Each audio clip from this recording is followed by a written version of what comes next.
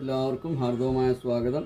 ഞാനിന്നിവിടെ നരസിംഹത്തിനെ പറ്റിയാണ് പറയുന്നത്. ധാരാളം ആൾക്കാർ അവരുടെ ഉപാസനാമൂർത്തികൾ പലരും നരസിംഹത്തിനെ ഉപാസിക്കുന്നവരുണ്ട്. നരസിംഹത്തിനെ പറ്റി ചോദിക്കുന്ന ധാരാളം ആൾക്കാർ അവരുടെ ഗ്രഹനിലയിലൊക്കെ നരസിംഹമൂർത്തിയാണ് ഉപാസനാമൂർത്തി എന്നൊക്കെ കണ്ടുപിടിച്ചിട്ട്, അപ്പോൾ അതും പ്രകാരം ഞാനിവിടെ നരസിംഹത്തിൻ്റെ 10 പദങ്ങളുള്ള ശ്ലോകമാണ് ഞാനിന്നിവിടെ പറയുന്നത്. അതാണ് നരസിംഹത്തിൻ്റെ മൂലമന്ത്രം. അപ്പം ഇതാണ് മൂലമന്ത്രം.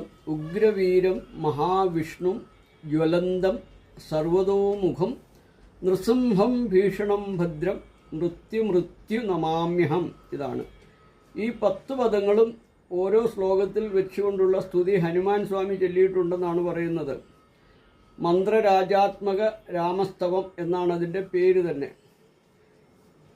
അപ്പം ഇവിടെ നരസിംഹമൂർത്തിയെ ഉപാസിക്കുകയോ നരസിംഹമൂർത്തിയെ ആരാധിക്കുകയോ ഒക്കെ ചെയ്യുന്നവർക്ക് അതിൻ്റെ ധ്യാന ശ്ലോകം കൂടെ ഞാനിവിടെ പറയുകയാണ്.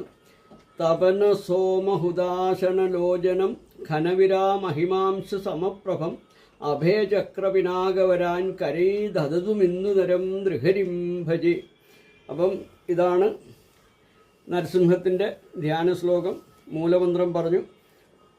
നരസിംഹം 9 ഭാവങ്ങളിലായിട്ടാണ് നരസിംഹമൂർത്തിയെ ആരാധിച്ചു വരുന്നത്. ഇതിൽ 5 എണ്ണത്തെ നരസിംഹം എന്ന പേരിൽ തന്നെയും ഒരെണ്ണം നൃസിംഹം എന്ന പേരിലും പിന്നെയുള്ള 3 എണ്ണം ലക്ഷ്മി നരസിംഹം, ദശാവതാര നരസിംഹം, അഭയ നരസിംഹം എന്നീ പേരുകളിലുമാണ് അറിയപ്പെടുന്നത്. ദശാവതാര നരസിംഹത്തെ വിദാര്യ നരസിംഹം എന്നും അറിയപ്പെടുന്നു.